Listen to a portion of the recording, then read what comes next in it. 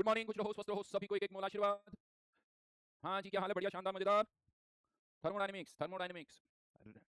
Last class में हमने isochoric discuss कर लिया था, आइसोबारिक डिस्कस कर लिया था और एडियाबेटिक का भी क्वेश्चन कर लिया था। क्या कहती है जनता? होमवर्क किया आप लोगों ने? होमवर्क का स्टेटस, होमवर्क क्या दिया था मैंने? एडियाबेटिक से रिलेटेड क्वेश्चंस दिए थे मैंने, डीपीपी 7, डीपीपी 8। देखो मैं सीरियसली बता रहा हूँ, ये डीपीपी कर लेना तो जेई मेंस में तो डेफिनेटली सारे करोगे, जेई एडवांस भी बहुत अच्छी तरह से करोगे। आज बर्थडे किसका? आर्यन राज का बर्थडे भाई। और किसका बर्थडे है आर्यन के अलावा? आज का ही बताना भाई। आज और कल, एक दिन पहले एक दिन बाद का भी चलेगा। ओह, कीर्तन का कहना sir, no doubt DPP 7 8 done in one go. वाह, शानदार। ओह, आशुतोष का कहना कि मेरे चरणों में उसका कोटि कोटि प्रणाम। वाह। चलिए तो हैप्पी बर्थडे आर्यन, खुश रहो, स्वस्थ रहो, यही दुआएं कि अगले साल अपना बर्थडे किसी आईआईटी में सेलिब्रेट करो। वहीं से मुझे मैसेज करना कि sir I am in IIT and I am जो भी मन में आए, बहुत कुछ लिख सकते हो। अच्छा अच्छा, पूरा पूरा नहीं। हाँ, ये मत कहना कि सर कल परसों एक स्टूडेंट का मैसेज आया, कोटा के पास में रहता है, झालावाड़ में रहता है। तो उसने कहा कि सर मतलब वैसे उसकी रैंक तो बहुत अच्छी है, बट कहता है सर मेरी रैंक थोड़ी अच्छी नहीं आई, पीछे आई, लेकिन आप कहते थे क्लास में क्या रैंक अच्छी रैंक आएगी आईआईटी में जाओ तो बीएमडब्ल्यू में घुमाऊंगा, तो क्या मैं आ जाऊंगा कोटा? लेकिन साथ मिलकर सर अच्छी रैंक नहीं आई मेरी। ये लिखा भाई 3000 3,500 रैंक है, आईआईटी बॉम्बे में पढ़ रहा है और फिर कह रहा है कि मेरी अच्छी रैंक नहीं आई। देखो मैं सीरियसली बता रहा हूँ, हाँ नो डाउट रैंक 10 100 1000 में जितनी बेटर होगी उतना अच्छा है, लेकिन ये खराब नहीं है भाई। बहुत अच्छे की कोई लिमिट नहीं होती, लेकिन ये अच्छी रैंक है, आईआईटी में रैंक ला लो, बहुत अच्छा। उसके बाद बहुत कुछ ऑप्शंस खुलते हैं भाई।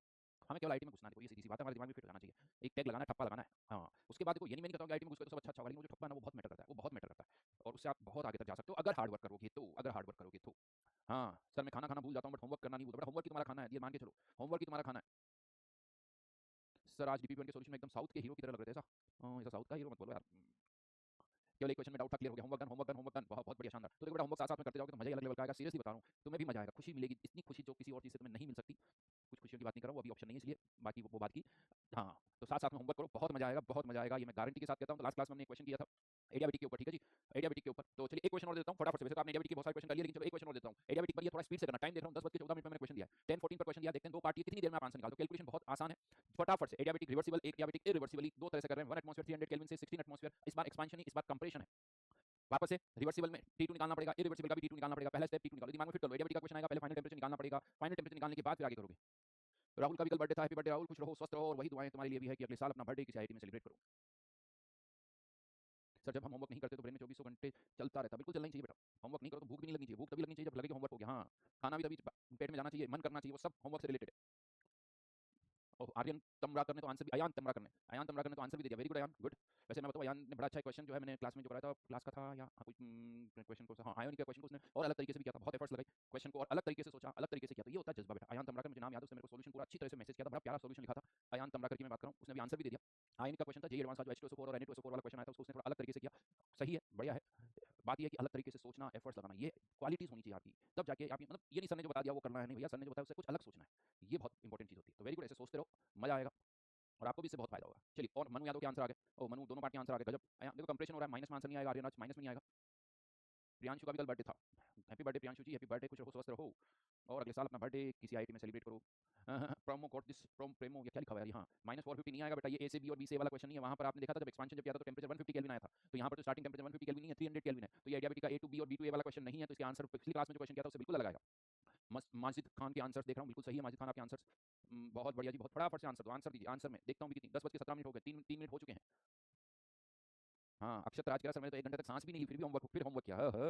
ये देखो अपने नेता, ये नेता लोग हैं। ये नेता लोग जो होते हैं ना, वो होते हैं ना, कभी कभी किसी बात को ऐसे ऐसे बोल देते हैं ना कि साफ साफ पता चल जाता है कि भाई साहब ये लपेट रहा है, उन्हें पता ही नहीं चलता। है अक्षत राज, तुम राज करोगे बेटा, तुम राज करोगे। अच्छा, प्रियांशु वेल्डन, लगे रहो लगे रहो, होगा जरूर होगा। चलिए, अब मैं आंसर बता रहा हूँ, बिल्कुल सही कहा। फर्स्ट पार्ट में जो T2 आएगा वो आएगा 600 केल्विन। फर्स्ट पार्ट का जो T2 आएगा वो आएगा 600 केल्विन, और इसमें जो टेम्परेचर फाइनली आएगा वो आएगा 1375 केल्विन। सही लिख रहा हूँ इसको मैं, 1375 केल्विन। तो यहाँ पर देखिए रिवर्सिबली में वैल्यूज पुट कर सकते हो। P1 है जो है 1 है, P2 जो है 16 है, सारी वैल्यूज पुट करो तो T2 आ जाएगा 600 केल्विन। वर्क डन आ गया 900 आर। इरिवर्सिबल की अगर हम बात करें तो T2 निकालना है, T1 है 600। ध्यान रखना इस बार final pressure fix 16 atmosphere, P2 is 16 atmosphere. Solve करोगे तो टेम्परेचर मैंने यहाँ गलत लिख दिया, 1425 आएगा। ये आंसर कहाँ गया? 1425, फाइनल टेम्परेचर यहाँ 1425, और फिर हमारा वर्क डन आ जाएगा 3375 आर। ठीक है जी।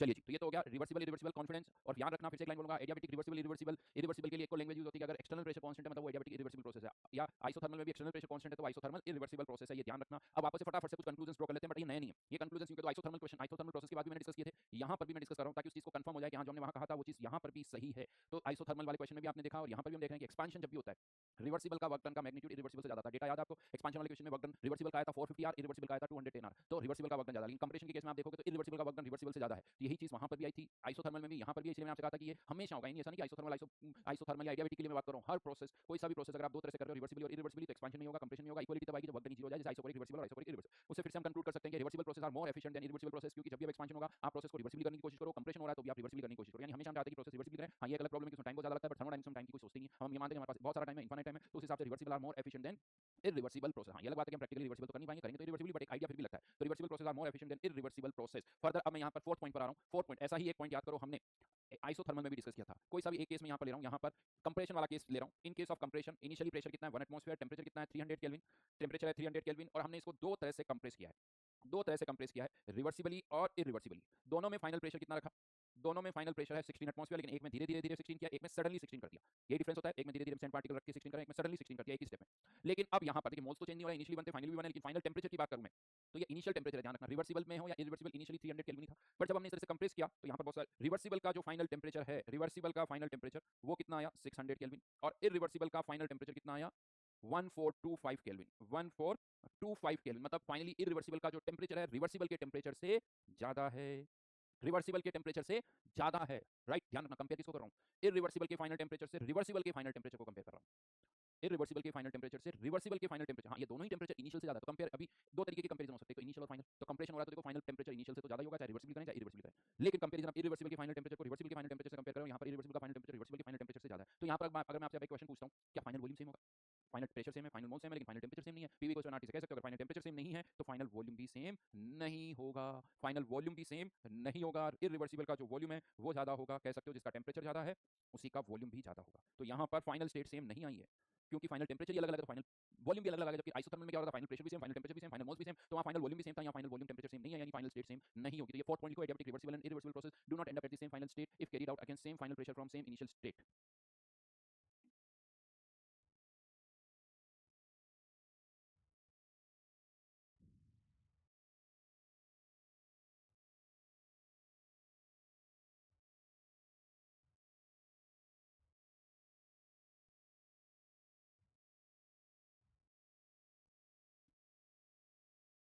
तो फाइनल वॉल्यूम जो है सेम नहीं होगा, यानी फाइनल स्टेट सेम नहीं होगी। तो यहाँ पर जब हम कर्व प्लॉट करेंगे तो मान के चलो आइसो तो एडियाबेटिक रिवर्सिबल कहीं और एंड करेगा, एडियाबेटिक इरिवर्सिबल कहीं और जाएगा, ग्राफ अलग अलग जगह लेके जाएगा, मतलब एडियाबेटिक रिवर्सिबल आपको कहीं और लेके जाएगा, एडियाबेटिक इरिवर्सिबल आपको कहीं और लेके जाएगा।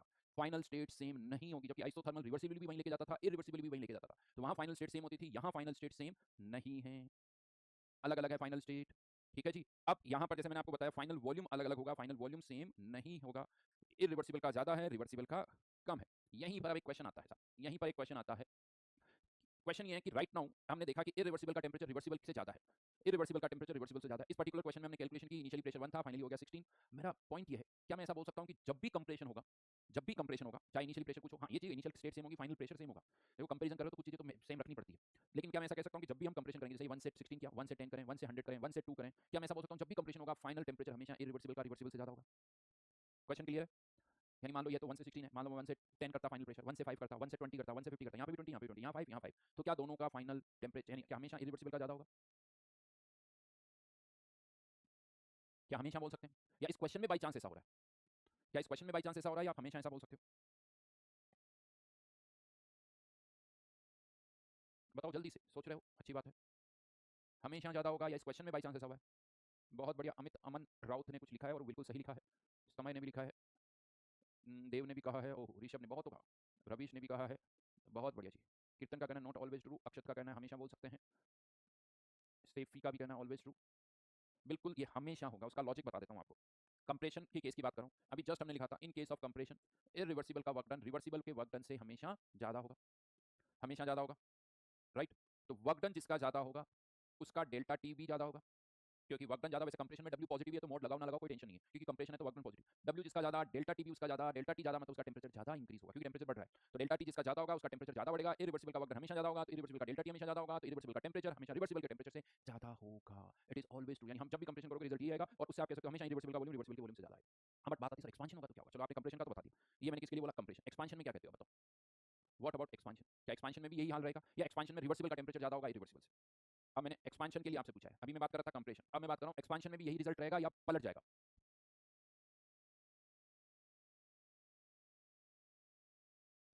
Golu ji, Golu sir, it's due to fever, due to suffering from fever, I am not able to did. भाई तुमने क्या शपथ ली, वाह क्या बात है। अच्छा बताओ, कंप्रेशन एक्सपांशन में सेम रहेगा, अपोजिट ऑफ इट सर पलट जाएगा, एक्सपांशन में पलटेगा, अपोजिट होगा, उल्टा सेम, दोनों आंसर आने। एक्सपांशन में रिवर्सिबल का ज्यादा होगा टेंपरेचर, नो सर क्या नो, प्रिंस पूरा आंसर लिखो, नो यस नहीं, आंसर यही रहेगा। अमन यादव का कहना है, पुष्कर का कहना है, श्रेष्ठ का कहना है जस्ट अपोजिट, रिवर्सिबल का ज्यादा, उल्टा सेम, उल्टा हो जाएगा, चेंज हो जाएगा। तो चलिए मैं आप लोगों की जानकारी के लिए बता दूं, आंसर यही रहेगा, चाहे रिवर्सिबल हो या इरिवर्सिबल, आंसर यही रहेगा। क्यों ये रहेगा वो समझाता हूं। एक्चुअली आप एक जगह टेंपरेचर बढ़ रहा है और एक जगह कम हो रहा है, इस चीज को भूल गए। जस्ट आप लोगों ने क्या देखा कि अच्छा एक्सपांशन की केस में रिवर्सिबल का वर्क डन ज्यादा होता है, तो रिवर्सिबल का डेल्टा टी ज्यादा होगा। देखो यहाँ तक, यहाँ पर एक गड़बड़ है, डेल्टा टी मैग्नीट्यूड वाइज सोचोगे तो अलग बात। यस रिवर्सिबल का वर्क डन का मैग्नीट्यूड ज्यादा, लेकिन वर्क डन नेगेटिव है, सिस्टम की एनर्जी कम हो रही है, सिस्टम की एनर्जी कम हो रही है, तो in case of reversible process delta T का मैग्नीट्यूड ज्यादा है, लेकिन यानी टेम्परेचर यहाँ बढ़ नहीं रहा है, टेम्परेचर कम हो रहा है। तो रिवर्सिबल में नीचे की साइड ज्यादा चेंज होगा भाई, नीचे की साइड ज्यादा चेंज होगा। डेल्टा टी नीचे से नेगेटिव है, कंप्रेशन में डेल्टा टी पॉजिटिव था, जिसका डेल्टा टी ज्यादा उसका फाइनल टेम्परेचर ज्यादा, बट एक्सपांशन में जिसका डेल्टा टी ज्यादा उसका टेम्परेचर कम हो जाएगा, ज्यादा डेल्टा टी टेम्परेचर कम हो जाएगा, क्योंकि टेम्परेचर यहाँ कम हो रहा है। समझ में आ रही मेरी बात? पैसों के एग्जाम्पल से समझ जाता हूँ। सोचो अगर मैं आपसे कहता हूँ कि आपकी पॉकेट में 1000 रुपए हैं, 1000 रुपए हैं, ठीक है, और आपके पॉकेट में, या दो स्टूडेंट्स ले लेते हैं, चलो एक राम और एक श्याम है, दोनों की पॉकेट में 1000 रुपए हैं, दोनों की पॉकेट में 1000 रुपए हैं। अब मैं कहता हूँ कि राम के अमाउंट में चेंज हुआ 200 का, श्याम के अमाउंट में चेंज हुआ 100 का, तो बताओ किसके पास पैसे ज्यादा है? राम के अमाउंट में चेंज हुआ 200 का, श्याम के अमाउंट में चेंज हुआ 100 का, किसकी अमाउंट ज्यादा होगी? अब आप सर नहीं पता, क्यों नहीं पता? क्योंकि सर चेंज बोला आपने, ये नहीं बोला कि पॉजिटिव या नेगेटिव चेंज है, राइट? अगर पॉजिटिव चेंज हुआ तो राम के पैसे ज्यादा होंगे, और नेगेटिव चेंज हुआ तो श्याम के ज्यादा होंगे। समझ में आई मेरी बात? समझ में आई? हाँ या ना? तो यहाँ पर डेल्टा टी नेगेटिव है, रिवर्सिबल का डेल्टा टी ज्यादा नेगेटिव है, तो रिवर्सिबल में टेम्परेचर कम हो जाएगा, इरिवर्सिबल का ज्यादा रहेगा। तो कुल मिला के चाहे एक्सपांशन हो चाहे कंप्रेशन हो, रिवर्सिबल का टेम्परेचर कम होगा इरिवर्सिबल। इसको देखो ऐसे ध्यान रखना, ये एक मैं ना टेम्परेचर स्केल बना देता हूँ, ये थोड़ी पिक्चर दिमाग में रखना। ये इनिशियल टेम्परेचर है, ये इनिशियल टेम्परेचर है। कंप्रेशन होगा तो ऊपर जाओगे, एक्सपांशन होगा तो नीचे जाओगे। अब क्या हो रहा है, ऊपर नीचे बात कर ली तो फिर अब मैग्नीट्यूड से ही देखना है। ऊपर नीचे की बात कर लिया मैग्नीट्यूड, तो दो प्रोसेस हो रहे हैं, रिवर्सिबल इरिवर्सिबल, समझ गए? कंप्रेशन में डेल्टा टी किसका ज्यादा है? इरिवर्सिबल का। डेल्टा टी ज्यादा हो इरिवर्सिबल का, तो इरिवर्सिबल का फाइनल टेम्परेचर ज्यादा, रिवर्सिबल का। एक्सपांशन में डेल्टा टी किसका ज्यादा है? रिवर्सिबल का। मैं नीचे जा रहा हूं तो केवल मैग्नीट्यूड की बात कर रहा हूं, तो डेल्टा टी ज्यादा किसका है? रिवर्सिबल का। डेल्टा टी ज्यादा रिवर्सिबल का, इरिवर्सिबल का कम। तो दोनों केसेस में रिवर्सिबल का टेम्परेचर इरिवर्सिबल से ऊपर आएगा। यानी कुल मिला के चाहे एक्सपांशन हो चाहे कंप्रेशन हो, हमेशा फाइनली इरिवर्सिबल का टेम्परेचर रिवर्सिबल से ज्यादा होगा। ये बना लो डायग्राम, ये थोड़ी पिक्चर रखना, इससे थोड़ी याद रहता है। कभी भी क्या कुछ पिक्चर अगर हम एसोसिएट कर लेते हैं ना तो आसान हो जाता है। तो हम जब भी इस तरह की कुछ बात आई, पिक्चर बना के फिर सोचना। तो जिसका टेम्परेचर ज्यादा होगा देखो उसी का वॉल्यूम भी ज्यादा होगा, डेफिनेटली जिसका टेम्परेचर ज्यादा उसी का वॉल्यूम भी ज्यादा होगा। तो ये पिक्चर बना लेना, ये अच्छी तरह से याद रखना, क्योंकि इससे थोड़ा सा, हाँ यार हमने ऐसा कुछ एक लाइन बनाई थी उसमें टी रिवर्सिबल की रिवर्सिबल लिखा था, ऊपर कंप्रेशन का नीचे था, तो इसे आपको याद करने में थोड़ी आसानी रहेगी, ठीक है? हाँ लेकिन अब मैं यहाँ पर एक पॉइंट आपको बता देता हूँ, ये लिखिए 5 point for expansion as well as compression. हाँ ये एडियाबेटिक की बात हो रही है और किसी की बात नहीं हो रही, ध्यान रखना। फॉर एडियाबेटिक एक्सपांशन या कंप्रेशन कह दो, ठीक है ना? इरिवर्सिबल का टेम्परेचर हमेशा रिवर्सिबल से ज्यादा होगा। अगर फाइनल प्रेशर सेम है तो फाइनल वॉल्यूम अलग अलग होगा, बट दो एडियाबेटिक प्रोसेस आप ऐसे भी कर सकते हो, यानी एडियाबेटिक रिवर्सिबल और इरिवर्सिबल की फाइनल वॉल्यूम सेम रखो, यानी इसको भी आपने वॉल्यूम 1 लीटर से 10 लीटर एक्सपेंड कर दिया धीरे धीरे, और इरिवर्सिबल में भी 1 से 10 लीटर, तो फाइनल वॉल्यूम भी सेम रख सकते हैं, फाइनल प्रेशर भी सेम रख सकते हैं, दोनों ऑप्शन है। लेकिन अगर टेम्परेचर तो अलग अलग रहेगा, तो फाइनल प्रेशर सेम है तो वॉल्यूम अलग अलग होगा, फाइनल वॉल्यूम सेम है तो प्रेशर अलग अलग होगा। प्रशांत सिंह राजपूत बहुत आराम से बड़ा धीरे धीरे समझाया, वापस से सुनना, इससे ज्यादा टाइम नहीं है हमारे पास, ये लिख लो फटाफट से। यानी हमेशा कुल मिला के रिवर्सिबल। और मैं आपको बताऊं, ये क्वेश्चन आज के 20 साल पहले जेई मेंस वाले पूछ चुके हैं। 20 साल से पहले जेई मेंस तो नहीं होता, एआई ट्रिपल होता था, वो ये क्वेश्चन पूछ चुके हैं, आपको पता है? शीट में देखना, 20-22 साल पहले ये क्वेश्चन जेई मेंस वाले पूछ चुके हैं, और बाद में उन्होंने कभी एडियाबेटिक पर पूछा नहीं, बहुत सालों तक, यानी हार्डली 1-2 क्वेश्चन हो रहे हैं, बट ये पूछा उन्होंने। बेटा कंप्रेशन में नीचे वॉल्यूम नीचे कम होता है, टेम्परेचर की बात हो रही है, अरे पुष्कर हैं, बात टेम्परेचर की हो रही है। चलिए लिख लिया आप लोगों ने। तो इससे क्या पता चलेगा? ग्राफ प्लॉट करने में। अब हम क्या करेंगे, फिर से एडियाबेटिक के भी कर्व प्लॉट करेंगे, एडियाबेटिक के ग्राफ। लेकिन एडियाबेटिक में देखो कर्व जो है ना, सोचो पहले आइसोथर्मल में कैसे कर्व प्लॉट किए थे? आइसोथर्मल में एक्सपांशन और कंप्रेशन, एक्सपांशन में भी रिवर्सिबल रिवर्सिबल, कंप्रेशन में भी रिवर्सिबल रिवर्सिबल, याद है आपको? तो एक्सपांशन और कंप्रेशन, यहाँ पर भी एक्सपांशन और कंप्रेशन, एक्सपांशन में भी रिवर्सिबल रिवर्सिबल, कंप्रेशन में भी रिवर्सिबल रिवर्सिबल आएगा। लेकिन यहाँ पर कर्व यानी एक साथ ही प्लॉट करेंगे, रिवर्सिबल उसी के ऊपर रिवर्सिबल। लेक चलिए करते हैं पहले तो केसेस की बात करता हूँ। Graphical representation of work done, case 1 for same final pressure, for same final pressure, जल्दी करो थोड़ा। हाँ अच्छा पार्ट एक्सपांशन का कर्व प्लॉट करना, चलिए थोड़ा सा हिंट दे देता हूँ आपको। In case of reversible adiabatic process, reversible की अगर हम बात करें तो देखिए रिवर्सिबल प्रोसेस में कौन सी इक्वेशन लगाएंगे हम? पीवी की पावर गामा। रिवर्सिबल की बात कर रहा हूं, पीवी की पावर गामा, प्रेशर पीवी की पावर गामा है तो कर्व कुछ इस तरह से आएगा, हाइपरबोला। हाँ लेकिन ये रेक्टेंगुलर हाइपरबोला नहीं होगा, ये रेक्टेंगुलर हाइपरबोला नहीं होगा, ध्यान रखना। ये P वर्सेस V का कर्व हमने यहाँ पर प्लॉट कर दिया, प्रेशर वर्सेस वॉल्यूम कौन सी इक्वेशन से, PV की पावर गामा। लेकिन क्या इरिवर्सिबल में भी हम PV की पावर गामा से कर सकते हैं? नहीं, क्योंकि इरिवर्सिबल के लिए PV की पावर गामा यूज नहीं होगी। तो एक इरिवर्सिबल प्रोसेस के लिए अगर हमें कर्व प्लॉट करना है तो y एक्सिस पर हम क्या लेंगे? P नहीं लेंगे, क्या लेंगे? P external, right, P external. अब ऐसे सोचो, इनिशियली प्रेशर कितना था? 16 एटमॉस्फेयर, सडनली आपने प्रेशर कितना कर दिया? 1। हाँ, लेकिन फाइनल प्रेशर जो रिवर्सिबल का है वही इरिवर्सिबल का है, तो फाइनली जो इरिवर्सिबल का प्रेशर होगा वो 1 ही होगा। फाइनली जो इरिवर्सिबल का प्रेशर होगा वो 1 ही होगा। तो यहाँ पर अब हमें ये देखना है कि इरिवर्सिबल का जो कर्व है वो बी पॉइंट पर आके रुकेगा या नहीं रुकेगा। क्या वो इरिवर्सिबल का कर्व भी बी पॉइंट पर आके रुकेगा? हाँ या ना? यस, सही बोल रहे हो, नहीं रुकेगा। क्यों नहीं रुकेगा? क्योंकि adiabatic reversible and irreversible process do not and up at the same final state. Final state same नहीं होती, तो ये एडियाबैटिक इरिवर्सिबल वाला जो है वो कहीं और जाके रुकेगा, वो कहीं और रुकेगा, यहीं पर नहीं रुकेगा। समझ में आ रही मेरी बात? तो कहाँ रुकेगा? अब हमें वो चेक करना है। तो यहाँ पर मैं कुछ पॉइंट्स मार्क कर देता हूँ, देखो कुछ पॉइंट्स मार्क कर देता हूँ। क्या वो बी पॉइंट से पहले रुकेगा, बी पॉइंट पर रुकेगा, या बी पॉइंट से आगे, यानी 1 2 3, ये 1 ये 2 और ये 3 कहाँ आके रुकेगा? ये तो क्लियर है कि सडनली पहले इरिवर्सिबल में प्रेशर कम होगा, प्रेशर सडनली 16 से कम, याद है आइसोथर्मल में जैसे होते सडनली प्रेशर कम हो जाएगा साहब। अब जैसे ही प्रेशर कम हुआ, जैसे ही प्रेशर कम होगा, अब वॉल्यूम बढ़ना स्टार्ट करेगा। कहाँ रुकना है? 1 पर रुकना है, 2 पर रुकना है, या 3 पर रुकना है? ये कैसे पता चलेगा? तो देखिए, ये रिवर्सिबल का वॉल्यूम है, ये जो वॉल्यूम यहाँ पर है दैट इज रिवर्सिबल, ये लिखो यहाँ पर वी रिवर्सिबल, और इरिवर्सिबल का जो वॉल्यूम है वो रिवर्सिबल से ज्यादा है, यानी हम और आगे जाएंगे, हम यहाँ जाएंगे, ये यहाँ आके रुकोगे आप। ये सी पॉइंट मार्क कर रहा हूँ इसको, सी पॉइंट, यानी रिवर्सिबल में ए से बी जाओगे, इरिवर्सिबल में ए से सी पर जाके रुकोगे। और यहाँ पर देखो तो इरिवर्सिबल का वॉल्यूम रिवर्सिबल से ज्यादा है। लेकिन ये जो अप्रोच मैंने आपको बताई है, अभी हम और भी कर्व प्लॉट करेंगे, आपको भी उसी तरह से करना है।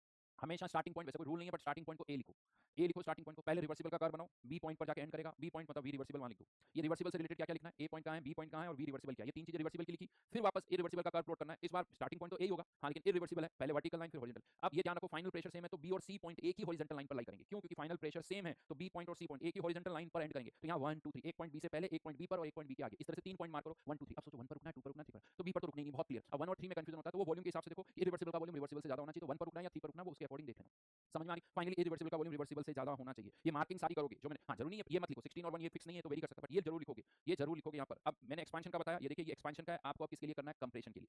कंप्रेशन के लिए अब आपको प्लॉट करना है, तो बताओ कंप्रेशन का कर्व कैसा होगा? This is for expansion. अब कंप्रेशन में पहले फिर से किसका बनाओगे? रिवर्सिबल का। बहुत देखो ये आसान नहीं है, मैं आपको बता दूं, लेकिन बहुत डिटेल में मैंने सब समझाया आप लोगों को, सारी बातें आप लोगों को बताइए, जंप नहीं करूँ, ये कर्व कैसा है वो भी मैंने बहुत आसानी से आराम से आपको समझाया। अब दिमाग लगाओ कंप्रेशन, हाँ पुरानी थोड़ी बातें याद रखो, आइसोथर्मल वाली गलतियां नहीं करोगे। पहले रिवर्सिबल का, और स्टार्टिंग पॉइंट ए होगा, ध्यान रखना। बहुत सारी जनता क्या करती है, उल्टा एरो दिखा रहा है एक्सपेंशन, बोलते हैं सर कंप्रेशन। अरे भाई एरो भी तो देखो, एरो भी कुछ दिख रहा है ना, ये कर्व इधर जा रहा है, इस तरफ जा रहा है, मतलब वॉल्यूम बढ़ रहा है तो एक्सपेंशन हो रहा है, प्रेशर कम हो रहा है। तो कंप्रेशन में वॉल्यूम कम होता है, प्रेशर बढ़ता है। बनाओ देखें।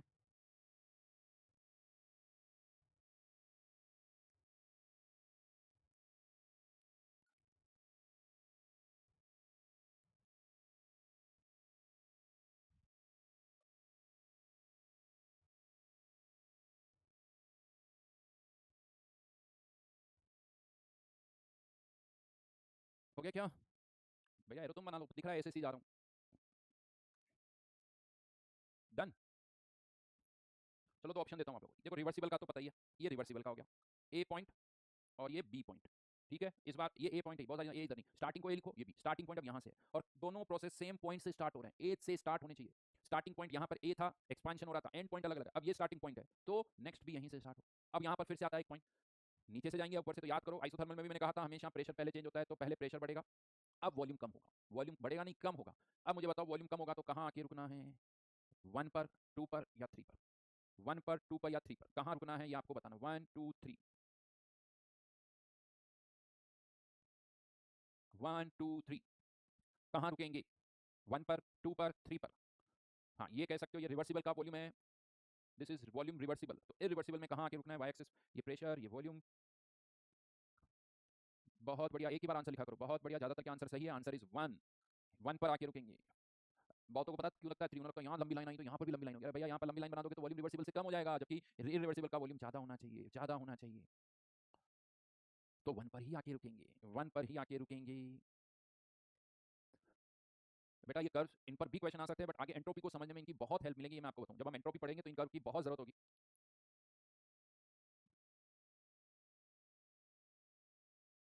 अच्छा, अब ये जो कर्व मैंने प्लॉट करवाए हैं वो सेम फाइनल प्रेशर पर है, क्वेश्चन सेम फाइनल वॉल्यूम पर भी हो सकता है। अब सेम फाइनल वॉल्यूम होगा तो ये बी और सी पॉइंट वर्टिकल लाइन पर होंगे, किस पर होंगे? वर्टिकल लाइन पर होंगे। हाँ बट अब आपको देखना है कि बी ऊपर होगा या सी ऊपर होगा, तो देखिए फिर से बता दूं, फाइनल अगर फाइनल वॉल्यूम सेम है तो फाइनल प्रेशर अलग अलग होंगे, फाइनल टेंपरेचर हमेशा रिवर्सिबल का ज्यादा, तो फाइनल प्रेशर हमेशा रिवर्सिबल का ही ज्यादा होगा, तो सी पॉइंट बी से ऊपर होगा। जैसे यहाँ पर सी पॉइंट हमेशा राइट में है, उस तरह से अगर फाइनल वॉल्यूम सेम है, फाइनल प्रेशर अलग अलग है, तो सी पॉइंट बी से ऊपर होगा। अभी मैं जो 1 2 3 ऐसे लिख रहा हूँ ना, फिर 1 2 3 1 2 3 1 2 3 ऐसे आप करोगे। तो अब फॉर सेम फाइनल वॉल्यूम भी आपको कर्व प्लॉट करने, वो अभी मैं नहीं बता रहा हूँ, वो आपको करने केसेस, दो केसेस वहां पर भी बनेंगे। लिखो ये case 2 for same final volume expansion compression. Answer आज नहीं बताऊंगा, आंसर नेक्स्ट क्लास में बताऊंगा, आपको ट्राई करोगे, टाइम में दे रहा हूँ, दोनों कर्व बनाने for same final volume, hint दे रहा हूँ कि बी और सी पॉइंट वर्टिकल लाइन पर होंगे, सी पॉइंट ऊपर होगा, बी पॉइंट नीचे होगा, ये ध्यान रखना। अब वो बनेंगे कैसे, वो आपको सोचना है, बनेंगे कैसे आपको सोचना है। सी ऊपर होगा, 1 2 3 लिखोगे, 1 2 3 सी हमेशा ऊपर आएगा, तो इरिवर्सिबल वाला कर्व ऊपर का एंड पॉइंट रिवर्सिबल के एंड पॉइंट से हमेशा ऊपर होगा, ठीक है। ये दो केसेस जगह छोड़ देना, ये आपको बनाना है, अभी मैं आंसर नहीं बता रहा हूँ आपको। अरे बेटा राहुल, हर चीज में लिखूंगा जरूरी थोड़ी है यार, कुछ चीज छोड़ दी तुम्हें पता है क्या होता है, लिखो तुम, हर बार सारी चीजें जरूर थोड़ी मैं लिखूंगा, जो बता दिया वो चीज रहेगी ना, अगर समझ में आए तो कॉन्फिडेंस रखो।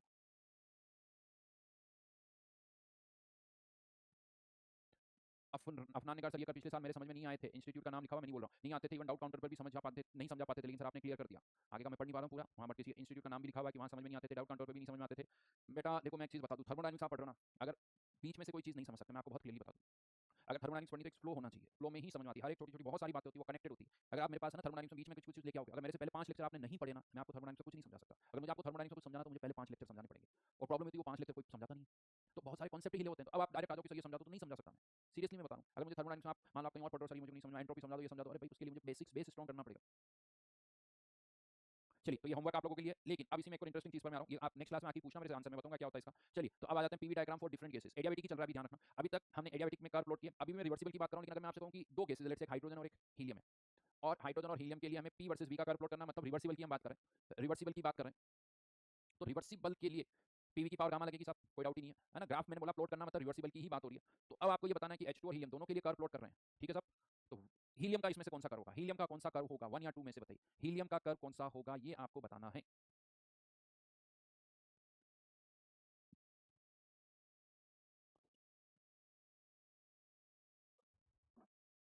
हीट में भी क्वेश्चन था क्या ये, चलो बहुत अच्छी बात है। ऋषि राज का कुछ करना है सर, हमारे फिजिकल के टीचर क्लास में सीरियस ही नहीं होते, कुछ सीरियसली नहीं पढ़ाते हैं। देखो ये नाम मैं नहीं लेना चाहता, लेकिन क्या करो।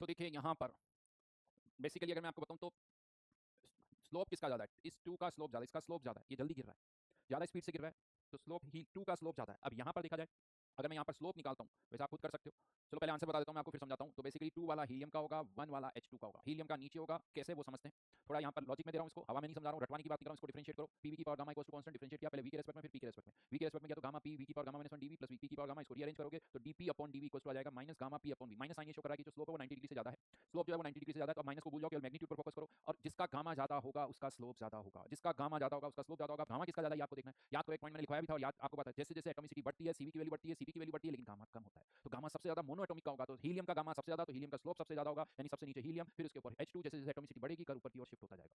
याद रखना इस चीज को, गामा से रिलेट करना है, ये समझ में आया मेरी बात। अच्छा बहुत बार बहुत कुछ कर देखिए समझ में नहीं आता कि किसका स्लोप ज्यादा है, यही नहीं पता चलता। यहाँ मैंने बोल दिया 2 का, पता चल रहा है 2 का स्लोप ज्यादा है या नहीं, 2 का स्लोप ज्यादा है क्योंकि वो ज्यादा स्पीड से चेंज हो रहा है। अगर देखो तो प्रेशर में, यानी स्लोप क्या होता है, delta D Y by D X कह दो या delta Y by delta X कह दो, तो जिसका प्रेशर में चेंज ज्यादा है for same change in volume उसका स्लोप भी ज्यादा है, उसका स्लोप भी ज्यादा, 2 का स्लोप ज्यादा है 1 से।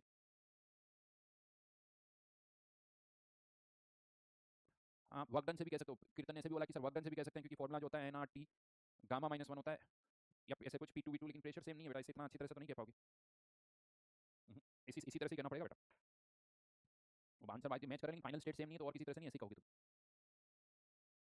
गामा माइनस 1 ऊपर P2 V2 minus P1 V1 भी तो आता है, P2 V2 P1 V1 वाला डेटा भी तो अजीब है ना, सेम थोड़ी है, मतलब अजीब इन द सेंस कि रिवर्सिबल कलर। चलिए तो ये पता चल गया, ये ध्यान रखना, जिसका गामा ज्यादा होगा वो नीचे होगा, जिसका गामा कम होगा वो ऊपर होगा। अच्छा अब मैं आपको एक और इंटरेस्टिंग चीज बताता हूँ, अब एक और इंटरेस्टिंग चीज, एडियाबेटिक में अभी तक जितने भी कर्व्स आपने प्लॉट किए वो सब पी वर्सेस वी के हैं, पी वर्सेस वी। बट आपको पता है लास्ट 4-5 सालों के अगर आप जेई एडवांस के पेपर देखोगे ना, तो उन्होंने अलग अलग तरह के कर्व्स पूछे, पीटी कर्व बताओ, you versus T, enthalpy versus T, entropy versus T, इस तरह के बहुत अलग अलग तरह के कर्व्स का ट्रेंड चला है। यानी एक टाइम तक आप कर्व प्लॉट करने बैठिएगा, पीवी का प्लॉट कर दो बात खत्म, बट अब ऐसा नहीं है। अब क्वेश्चन जो आ रहे हैं उसमें पीवी कर्व के अलावा दूसरे कर्व्स की भी बात हो रही है, तो आपको अगर मैं कहूं कि एडियाबेटिक प्रोसेस का पीटी कर्व कैसा होगा बताओ, पी वर्सेस टी का कर्व कैसा होगा फॉर एडियाबेटिक प्रोसेस, जल्दी से बताओ बेटा, एडियाबेटिक प्रोसेस के लिए पीटी का कर्व कैसा होगा।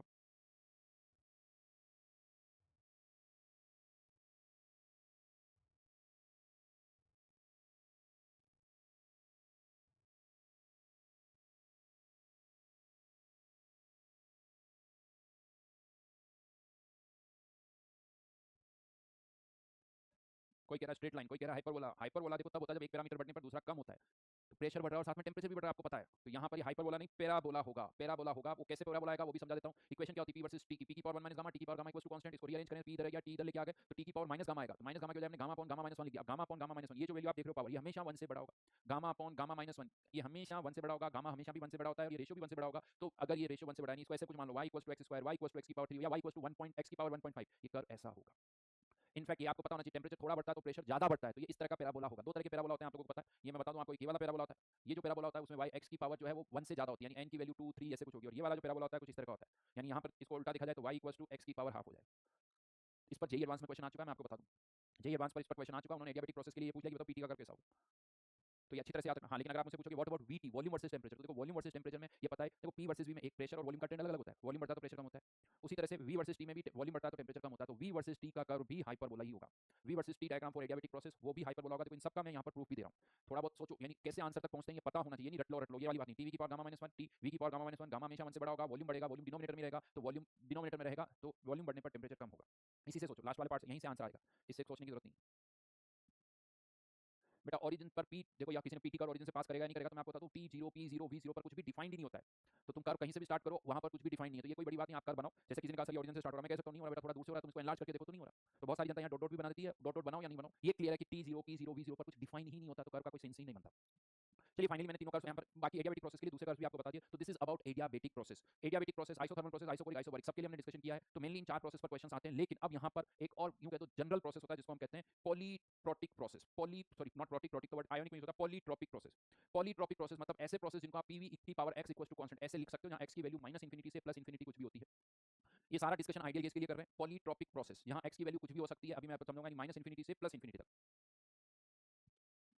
सिद्धू कुमार, मेरे ग्राफ समझ में नहीं आता ठीक से, तो वापस देखो बेटा लेक्चर को, एक नहीं दो बार देखो, 3 बार देखो, कर्व्स बनाओ, थोड़ी एफर्ट्स लगानी पड़ेगी। तरीका यही है बेटा, अगर ये करोगे तो समझ में आ जाएगा। और नहीं समझ में आते टीचर्स को बोलते रहोगे तो उससे कोई फायदा नहीं, क्योंकि आज मैंने जो समझाया कोई भी समझाएगा तो ऐसे ही समझाएगा, मेरे से भी वापस सुनोगे तो यही सुनोगे। तो अप्रोच यही है। साइकिल चलाना है तो तरीका पता है, अब आप साइकिल चलाने का तरीका वही है, अब कोई भी ट्रेनर हो तो समझाए वैसे ही होगा।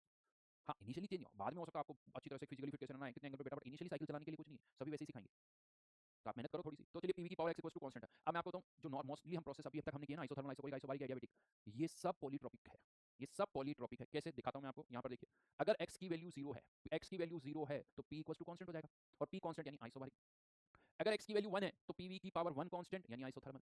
अगर x की वैल्यू गामा है तो pv की पावर गामा कांस्टेंट, ये एडियाबेटिक हो गया। और ये सब रिवर्सिबल की ही बात कर रहे हैं, क्योंकि अगर मैंने इक्वेशन लिख दी मतलब मैं ग्राफ लोड कर सकता हूं, और ग्राफ लोड हो रहा है मतलब प्रोसेस इज रिवर्सिबल। तो ये सारा डिस्कशन आइडियल केस के लिए कर रहे हैं, एक दूसरा रिवर्सिबल के लिए हो रहा है, क्योंकि अगर मैंने किसी भी प्रोसेस की इक्वेशन लिख दी, चलो एक प्रोसेस ऐसे हो रहा है, इसकी इक्वेशन ये मतलब समझ जाओ वो रिवर्सिबल है। इक्वेशन दे दी, इक्वेशन मतलब प्रेशर वॉल्यूम के साथ टेंपरेचर के साथ कैसे वेरी कर रहा है, वो एक equation they the, that means process is reversible. तो ये रिवर्स पीवी की पावर गामा। हाँ, अगर इसी इक्वेशन को मैं ऐसे भी लिख सकता हूँ, पीवी की पावर एक्स को पी की पावर 1 माइनस 1 बाय एक्स, यानी 1 की पावर सब की पावर 1 बाय एक्स कर दी। तो अगर x इनफाइनाइट है तो 1 अपॉन इनफाइनाइट 0, पी की पावर 0 तो 1, तो वॉल्यूम कांस्टेंट। तो जब x इनफाइनाइट होगा तो वॉल्यूम क्या होगा, कांस्टेंट, यानी आइसोकोरिक। मतलब आइसोबारिक, आइसोथर्मल, एडियाबेटिक, आइसोकोरिक, ये सारे ही प्रोसेस को आप पॉलीट्रोपिक बोल सकते हो। लेकिन क्या इसका मतलब ये कि दुनिया में सारे प्रोसेस पॉलीट्रोपिक होते हैं? नहीं होते हैं। सारे प्रोसेस पॉलीट्रोपिक नहीं होते। देखो प्रोसेस ऐसे भी होते हैं, p equals to 2 plus v, इसको आप पीवी की पावर x की फॉर्म में नहीं लिख सकते। प्रोसेस ऐसे भी होते हैं, p इक्वल्स टू e की पावर माइनस v, ये भी पॉलीट्रोपिक नहीं है। तो सारे प्रोसेस पॉलीट्रोपिक नहीं होते हैं।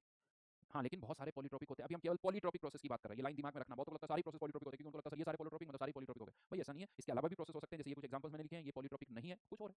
तो सारे प्रोसेस पॉलीट्रोपिक नहीं होते हैं। हाँ, बट ये आप देखिए, अब इसके अकॉर्डिंग थोड़ा सा है ना, कभी-कभी इस पर क्वेश्चन आ जाता है, आइसोथर्मल, आइसोकोरिक, आइसोबारिक, इनमें कंपैरिजन करो, इनके ग्राफ बनाकर इनमें कंपैरिजन पर क्वेश्चन आता है। तो अब हम यहाँ पर थोड़ा ग्राफ से इनको कंपेयर कर सकते हैं। वैसे अभी ये थोड़ा रिलेट कैसे कर सकते हो, पीवी की पावर गामा से। तो अगर मैं इस कर्व को प्लॉट करूंगा तो इसका स्लोप जो होगा dp upon dv equals to पता क्या आएगा, minus X P by V. याद करो एडियाबेटिक में क्या आया था, minus gamma P by V, यहाँ गामा की जगह x है तो minus X P by V आ जाएगा।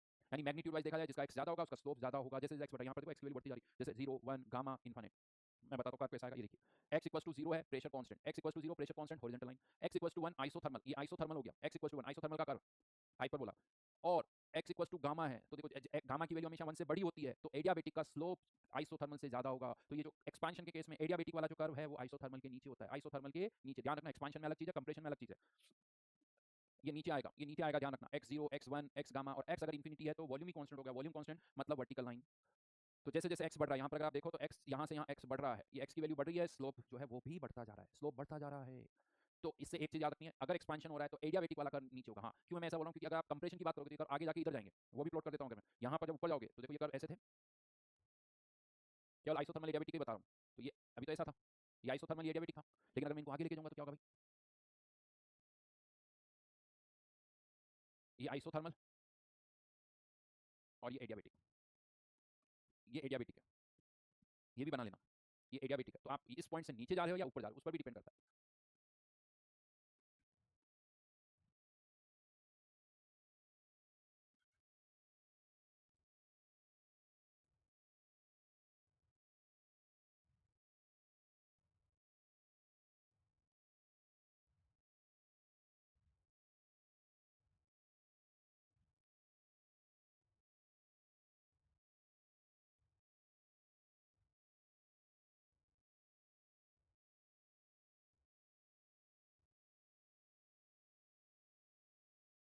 ये सर ग्राफ ऐसा क्यों है? ग्राफ ऐसे ही होते हैं बेटा,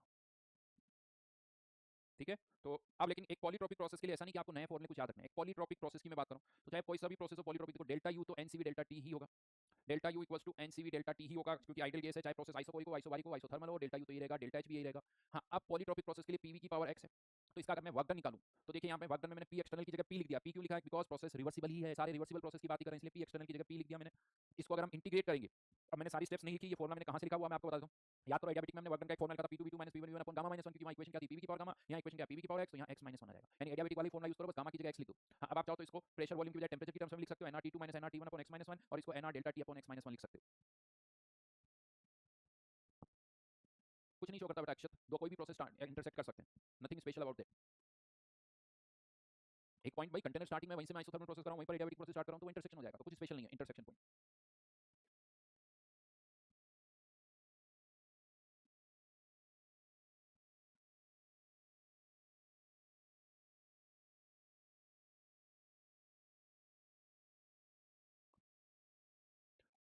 ये फॉर्मूला जो है आइसोथर्मल वाले केस में नहीं लगेगा। ये इंटीग्रेशन जो होता है ना, अगर x1 है तो ये इंटीग्रेशन नहीं होता है, अदर देन x = 1 ये इंटीग्रेशन होता है, तो इसलिए यहां से आइसोथर्मल वाला वर्क डन नहीं आएगा, क्योंकि x1 होता है तब इंटीग्रेशन का तरीका फिर फॉर्मूला कंडीशन अलग हो जाएगी। तो यहाँ पर वर्क डन आ गया। अब बात आती है q कितना होगा, देखो डेल्टा यू पता चल गया, डेल्टा एच पता चल गया, वर्क डन पता चल गया। अब बात आती है q की वैल्यू क्या होगी, सुनना मेरी बात को। q जो है, अब एक तरीका तो है कि डेल्टा यू पता चल गया, वर्क डन पता चल गया, तो फर्स्ट लॉ ऑफ थर्मोडायनामिक्स से q निकालो। लेकिन अब आपके दिमाग में आता नहीं सर, मैं तो q ऐसे निकालूंगा n c डेल्टा t से। तो यहाँ पर मैं आपको बता दूं, जो c होता है मोलर हीट कैपेसिटी, वो हर एक प्रोसेस की अलग अलग होती है। यहाँ q = n c, ये c आइसो, ये जो c है आइसोकोरिक प्रोसेस का अलग होता है, आइसोबारिक प्रोसेस का अलग होता है, तो c फिक्स नहीं है। तो q = n c डेल्टा अगर लगाना है तो पहले c पता होना चाहिए।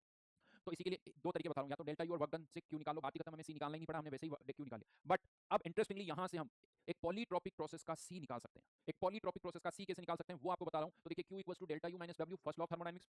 अब एक पॉलीट्रॉपिक प्रोसेस का सी हमने ऐसे लिख दिया N C delta T, N C delta T. Delta U हमेशा ही N C B delta T होता है, और वर्क डन वाला फॉर्मूला ये देखिए, वर्क डन का formula N R delta T upon X minus one, तो यहाँ पर लिख दिया N R delta T upon X minus one, तो N delta T term cancel out होगी, तो बचा क्या, C equals to C we minus R upon gamma X upon one. ये उस पॉलीट्रॉपिक प्रोसेस की क्या होगी, मोलर हीट कैपेसिटी। तो यहाँ से आप किसी भी पॉलीट्रॉपिक प्रोसेस की मोलर हीट कैपेसिटी निकाल सकते हो। ध्यान रखना, इवन यहाँ पर X equals to one is not allowed, isothermal process के लिए सी डिफाइन ही नहीं होता है। हाँ, बट बाकी किसी भी प्रोसेस के लिए आप यहाँ से मोलर हीट कैपेसिटी की वैल्यू बता सकते हो। तो अब आप चाहो तो ये फॉर्मूला याद रखो। अगर मान लो कोई पॉलीट्रॉपिक पर क्वेश्चन, ध्यान रखना हर किसी प्रोसेस के लिए फॉर्मूला नहीं लगेगा। पॉलीट्रॉपिक के लिए अगर क्वेश्चन आता है क्यों निकालना है, तो आपके पास दो ऑप्शन आ गए। दो ऑप्शन क्या आ गए, या तो डेल्टा यू निकालो, वर्क डन निकालो, और उससे फर्स्ट लॉ लगा के क्यू निकालो, या दूसरा ऑप्शन क्या है कि पहले उस पॉलीट्रॉपिक प्रोसेस का यहाँ से सी निकालो, और सी निकाल के फिर Q equals to N C delta T करो। जेई में ऐसे क्वेश्चन आए, और मैं आपको बताऊं फिजिक्स में अगर आप देखोगे तो फिजिक्स में इस पर बहुत सारे क्वेश्चन है, खासकर इरोडो में भी इस पर क्वेश्चन है। इरोडो में भी इस पर बहुत सारे क्वेश्चन है कि पॉलीट्रॉपिक प्रोसेस की मोलर हीट कैपेसिटी कितनी होगी, और ऐसा क्वेश्चन जेई एडवांस केमिस्ट्री में भी आ चुका है। ईयर नहीं आता, बट जेई एडवांस में भी आया था। वहां एक्स की वैल्यू -1 थी, एक्स की वैल्यू -1 पुट करके केवल उन्होंने क्वेश्चन ही पूछा था कि मोलर हीट कैपेसिटी की वैल्यू बता दो।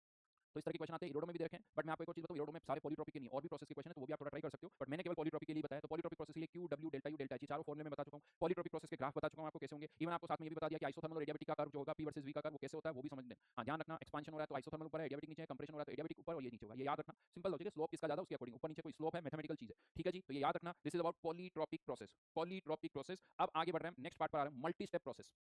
मल्टी स्टेप प्रोसेस क्या है ये मैं आपको समझाता हूं। अब क्या होगा, बहुत बार ऐसे क्वेश्चन आते हैं कि एक स्टेप ए से बी कर रहे हैं आइसोथर्मल, बी से सी कर रहे हैं आइसोकोरिक, सी से डी कर रहे हैं एडियाबेटिक, यानी एक ही क्वेश्चन में आइसोथर्मल भी है, आइसोकोरिक भी है, आइसोबारिक भी है। इस तरह के मल्टी स्टेप वाले क्वेश्चन हैं। ए से बी जा रहे हैं, बी से सी जा रहे हैं, सी से डी जा रहे हैं। अब इन पर क्वेश्चन आते हैं, बताओ ए से बी का वर्क डन बताओ, बी से सी का वर्क डन बताओ, सी से डी का वर्क डन बताओ, ठीक है सब कोई नहीं। यूं कह दो एक नहीं कितने क्वेश्चन कर रहे हो, तीन क्वेश्चन कर रहे हो, एक नहीं तीन क्वेश्चन, ये अलग है ये अलग है, सबको एक साथ ऐड कर दिया। लेकिन यहाँ पर मैं एक इंटरेस्टिंग चीज आपको बताऊंगा। अगर आप ए से फाइनली डी जा रहे हो, क्वेश्चन ऐसे भी आ सकते हैं कि टोटल वर्क डन बताओ, टोटल हीट ट्रांसफर बताओ, टोटल डेल्टा यू बताओ। तो मैं आपको बताऊंगा टोटल वर्क निकालना है तो हर एक स्टेप का वर्क निकालना पड़ेगा, इसका भी इसका भी इसका भी, और सबको ऐड करना पड़ेगा। टोटल क्यों निकालना है तो इसका भी क्यों निकालना पड़ेगा, इसका भी क्यों निकालना पड़ेगा, इसका भी क्यों निकालना पड़ेगा, हर एक के अपने अपने फॉर्मूले हैं। लेकिन डेल्टा यू की अगर बात आती है और डेल्टा यू टोटल पूछा जाता है, तो आप इंडिविजुअली इसका डेल्टा यू निकालो, इसका निकालो, इसका निकालो। लेकिन अगर डेल्टा यू इन तीनों का जो सम होगा, delta U A B plus B C plus C D, वो डायरेक्ट इसके बराबर, डायरेक्ट आप ये मान लो कि सिस्टम ए से डी जा रहा है तो उसके बराबर भी होगा। यानी डेल्टा यू निकालना है, और मान लो आप एक प्रोसेस 10 स्टेप में करो, आपको टोटल डेल्टा यू निकालना, तो आप मत सोचो 10 स्टेप में करना, आप सोचो एक ही स्टेप हो रही है। डेल्टा एच निकालना है एक ही स्टेप हो रही है, लेकिन वर्क निकालना है तो 10 स्टेप है तो 10 सोचनी पड़ेगी, क्यों निकालना है तो 10 स्टेप है तो 10 सोचनी पड़ेगी। समझ में आई बात? क्यों ऐसा कर सकते हैं, क्योंकि delta U delta H path पे डिपेंड नहीं करता, बट वर्क डन पाथ पे डिपेंड करता है, क्यू पाथ पे डिपेंड करता है, तो क्यू के लिए हर एक के लिए ऐसा करना पड़ेगा। अब यहाँ पर मैं आपको क्वेश्चन करने का तरीका क्या होता है, कोई थ्योरी नहीं है, मैं क्वेश्चन कैसे करना है अप्रोच आपको बता रहा हूँ। अप्रोच आपको बता रहा हूँ कि यहाँ पर क्या करना है, जैसे ए से बी गए, सबसे पहला काम मैं ये बोलता हूँ हर एक पॉइंट के क्या निकालो, कोऑर्डिनेट्स। कोऑर्डिनेट्स का मतलब प्रेशर, वॉल्यूम, टेम्परेचर में कम से कम आपको हर एक पॉइंट के 2 पैरामीटर्स पता होने चाहिए, हर एक के 2 पैरामीटर्स पता होने चाहिए। पहला काम ये, मैं तो वर्क डन कितना होगा, वर्क डन कैसे निकालूं, पहले ये सोचो कि यार इसमें से क्या प्रेशर, वॉल्यूम, टेम्परेचर पता है नहीं, बी पॉइंट के प्रेशर, वॉल्यूम, टेम्परेचर कम से कम 2 पैरामीटर पता करो, सी पॉइंट के प्रेशर, वॉल्यूम, टेम्परेचर ये सब पता करो, फिर उसके बाद देखो कि अब मुझे वर्क डन निकालना है, डेल्टा निकालना है, डेल्टा निकालना, क्या निकालना है। ये लेंथी क्वेश्चन होते हैं और मैं आपको तुम ऐसे क्वेश्चन केमिस्ट्री में भी आते हैं और फिजिक्स में भी आते हैं। देखो इसके चांसेस कम है एडवांस में कि केवल एक आइसोथर्मल का क्वेश्चन आ जाए, केवल एक आइसोकोरिक का क्वेश्चन आ जाए। एग्जाम में चांसेस होते हैं कि एक क्वेश्चन मल्टी स्टेप क्वेश्चन होते हैं, 2 या 3 स्टेप होती है, क्वेश्चन को थोड़ा टफ बना दिया जाता है। इस तरह के क्वेश्चन बहुत आते हैं, केमिस्ट्री में भी बहुत आते हैं, फिजिक्स में भी बहुत आते हैं। मैं अप्रोच बता रहा हूँ क्योंकि इसमें क्या होता है, डेटा बहुत सारे होते हैं, तो क्या होता है हम डेटा क्वेश्चन पढ़ते हैं, डेटा भूल जाते हैं, फिर क्वेश्चन पढ़ते हैं, डेटा। तो जब क्वेश्चन एक बार पढ़ने के बाद दूसरी बार क्वेश्चन को वापस पढ़ो, तब डेटा को किसी तरह से समराइज करके, चाहे से भी जा रहा हूँ ये प्रोसेस, उस क्वेश्चन को कैसे समराइज करना है वो आपको पता चलना चाहिए। चाहिए पॉइंट पर प्रेशर, वॉल्यूम इतना, डी पर इतना, सी पर इतना, डी पर इतना, फिर क्वेश्चन सॉल्व करना स्टार्ट करो। राइट, चलिए क्वेश्चन देता हूँ आपको। अब एक क्वेश्चन दे रहा हूँ, अब इसकी लैंग्वेज बड़ी होगी क्योंकि मल्टी स्टेप प्रोसेस है। क्वेश्चन करते हैं यहाँ पर 1 mole of an ideal gas initially at 300 kelvin, initially temperature 300 kelvin, undergoing a process in which pressure is directly proportional to volume, pressure is directly proportional to volume. अब ये अलग process है, isothermal नहीं, isothermal में pressure is inversely proportional to volume, तो ये basically एक तरह का पॉलीट्रोपिक प्रोसेस है। हिंट आपको दे रहा हूँ, ये पहला स्टेप पॉलीट्रोपिक हो गया। Pressure is directly proportional to volume मतलब इसको यूं समझ लो, P is directly proportional to V, तो P V की पावर -1 इक्वल्स टू कांस्टेंट, तो यहाँ x की वैल्यू जो है -1 आ जाएगी। So that volume is double, यानी वॉल्यूम डबल कर दिया। फिर then it is subjected to reversible isothermal expansion up to original pressure, finally gas is cooled isobarically to 600 kelvin, then find total work done by the case in calorie. Work done बताना है, total work done, यानी हर एक step का work done अलग निकालना पड़ेगा क्योंकि work done है तो अलग अलग। हाँ, अगर डेल्टा यू पूछा है तो बड़ा आसान है, यहाँ आपको सीवीसीपी तो नहीं दे रखा है, हो सकता है उसकी जरूरत वर्क डन निकालना है। तो आप क्या करोगे, पहले ए से बी से सी से, ये सब अलग अलग लिखो। पहला काम जो है कोऑर्डिनेट्स लिखिए, जैसे यहाँ पर थोड़ा सा समराइज में कर देता हूँ। Is a process A to B, pressure is directly proportional to V, PV की पावर -1 हो जाएगा इक्वल टू कांस्टेंट, तो it is a polytropic process, PV की power x where x is 1। Process B to C isothermal है, जहां पर P1 V1 equal to P2 V2 लगा सकते हैं। Process C to D isobaric process है, लिखा हुआ है यहाँ पर आप देखो, isobarically to 600 kelvin, isobaric process, volume is directly proportional to temperature. तब आपको पहले क्या करना है, A B C D point पर कम से कम 2 पैरामीटर, प्रेशर, वॉल्यूम, टेम्परेचर में से 2 पैरामीटर तो पता करने ही होंगे आपको। अब वो क्या होंगे वो आपको बताना है। बहुत शानदार, हितेश प्रजापत, वेरी गुड यार, तुम्हारा आंसर बिल्कुल सही है। और मैं इसलिए बोल सकता हूँ कि ये क्वेश्चन जो ना, इसका आंसर कहीं मिलेगा नहीं क्योंकि क्वेश्चन पहली बार मैंने नए डेटा के साथ बनाया है, तो ये क्वेश्चन बिल्कुल फ्रेश है, ये क्वेश्चन बिल्कुल फ्रेश है।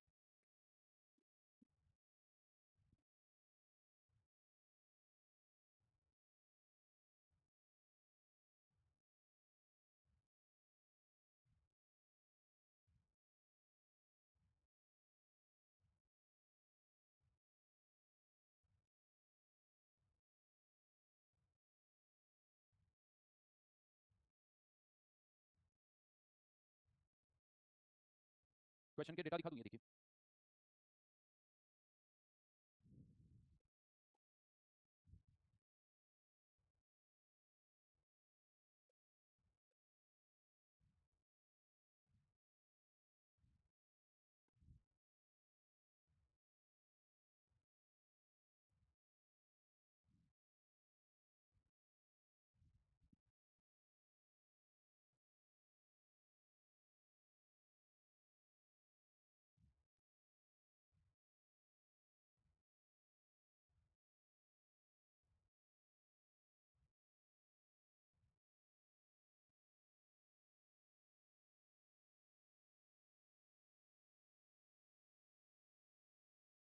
आया क्या आंसर? चलिए पहले मैं आपको ये दिखा देता हूँ। अब इनिशियली प्रेशर नहीं दे रखा है, लेकिन ये कहा जा रहा है क्वेश्चन में, आप पढ़ो तो वॉल्यूम इज डबल, यानी इनिशियली प्रेशर कितना नहीं दे रखा, तुमने पी मान लिया, इनिशियली वॉल्यूम भी मान लिया, और टेंपरेचर दे रखा है 300 केल्विन। तो देखिए मैंने यहाँ प्रेशर पी मान लिया, वॉल्यूम भी मान लिया, और टेंपरेचर 300। अब आप यहाँ पर मेन चीज ये आती कि वॉल्यूम डबल हो गया। अब वॉल्यूम डबल हो रहा है, pressure is directly proportional to volume, तो प्रेशर भी डबल होगा, प्रेशर भी डबल हो रहा है, वॉल्यूम भी डबल हो रहा है, तो टेंपरेचर कितना होगा, तो वो लगेगा पीवी इक्वल टू आरटी से। प्रेशर डबल, वॉल्यूम डबल, तो टेंपरेचर 4 टाइम्स होगा, तो यहाँ पर ये टेंपरेचर 4 टाइम्स आ गया। समझ में आई ये बात? प्रेशर भी डबल, वॉल्यूम भी डबल, क्यों? क्योंकि volume is pressure is directly proportional to volume, तो ये डबल हो गया, ये डबल हो गया, पीवी इक्वल टू आरटी से टेंपरेचर 4 टाइम्स हो गया। फिर सेकंड पार्ट क्या कह रहा है कि आइसोथर्मली, आइसोथर्मली हमने प्रेशर वापस ओरिजिनल प्रेशर कर दिया, original expansion up to original pressure, तो वापस प्रेशर ओरिजिनल आ गया। अब प्रेशर ओरिजिनल आ गया मतलब पी से आधा हो गया। अब आइसोथर्मल, ये तो टेंपरेचर तो चेंज होगा नहीं, यहाँ पे इक्विवेलेंट, यहाँ पे इक्विवेलेंट। अब प्रेशर आधा हो रहा है, अब आइसोथर्मल, तो आइसोथर्मल में pressure is inversely proportional to volume, pressure आधा होगा तो वॉल्यूम डबल होगा, तो यहाँ 2p से p हो गया, तो 2v से ये 4v हो गया। फिर उसके बाद क्या कहा जा रहा है कि आइसोबारिकली, यानी यहाँ पर भी रहेगा, यहाँ पे भी रहेगा। टेंपरेचर 600 केल्विन कर दिया, टेंपरेचर आधा कर दिया, 600 केल्विन, टेंपरेचर आधा हो रहा है, प्रेशर कांस्टेंट है तो वॉल्यूम भी आधा होगा, ये आ जाएगा। नहीं गोलू 420 नहीं आएगा, ये अब सोचना पड़ेगा बेटा, ये नहीं कि बहुत मुश्किल है। वैसे तो इन क्वेश्चन को सॉल्व करने में 7 मिनट लग रहे हैं, तो ज़्यादा बेटा पहली बार में तो ज़्यादा ही लगेगा। एग्जाम में जेई में इससे टफ टफ क्वेश्चन आते हैं, इससे टफ क्वेश्चन आते हैं भाई, तुम क्या सोच रहे हो, जेई ऐसे ही है क्या? इससे टफ क्वेश्चन आते हैं। प्रैक्टिस करोगे, आज 5-7 मिनट में हो रहा है, धीरे धीरे स्पीड बढ़ेगी, सोचने का तरीका बदलेगा। तो हाँ, जेई में ही होता है, कुछ क्वेश्चन आप 1-2 मिनट में कर लेते हो, कोई क्वेश्चन 5-6 मिनट में, तो एवरेज बैठना चाहिए आपका। सारे क्वेश्चन में आप, सारे क्वेश्चन 2 मिनट में नहीं हो सकते, सारे क्वेश्चन कुछ उसमें से 2 मिनट में भी होते हैं, कुछ 4 मिनट में भी होते हैं, कुछ 6-7 मिनट का भी होता है, तो वेरी करता है भाई टाइम। अब बड़ा आसान, ये अगर पता चल गया तो अब कुछ नहीं करना, फॉर्मूले पर वर्क डन के फॉर्मूले लगाने हैं आपको, सब हो जाएगा इससे। अब देखो सारे फॉर्मूले लगाओ, work done N R delta T upon X minus one, isothermal में formula minus N R T L N V two upon V one, और आइसोबारिक का formula minus N R delta T V one V two का ratio चाहिए, बाकी temperature पता है, सारे data आपको पता है, आंसर इज -1380।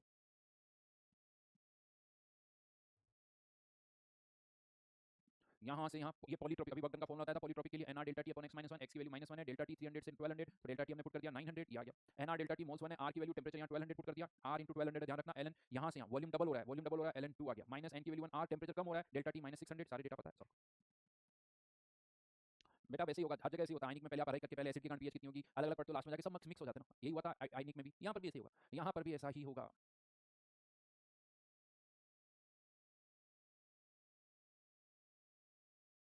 बहुत अच्छा क्वेश्चन है, बहुत डेटा मैंने कोशिश की कि समझाऊं आपको। देखो मैं क्वेश्चन ऐसे नहीं लाता क्लास में कि मुझे आपको क्वेश्चन करवाने, मैं क्वेश्चन क्लास में इसलिए लाता हूं ताकि मैं आपको उस क्वेश्चन के अलावा बहुत सारी बातें समझा पाऊं, क्या हाँ अप्रोच समझा पाऊं, ये अप्रोच बता रहा हूं मैं आपको, अप्रोच में आपको बता रहा हूं यहाँ पर कि क्या अप्रोच होनी चाहिए।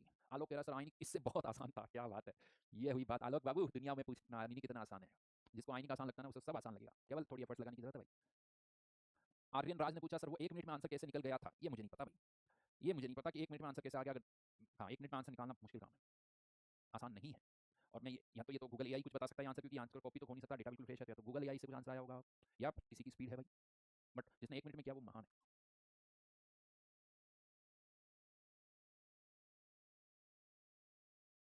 बहुत सारी जनता कह रही है आयनिक बहुत आसान था इससे ये भी आसान है भाई, ये भी आसान है, गजब। चलो देखो ये कमेंट भी अच्छा है मेरे लिए तो, कि आयोनिक आसान लग रहा है, आप सोचो आयोनिक आसान लग रहा है, सोच के देखना तुम, आसपास जनता को पूछना।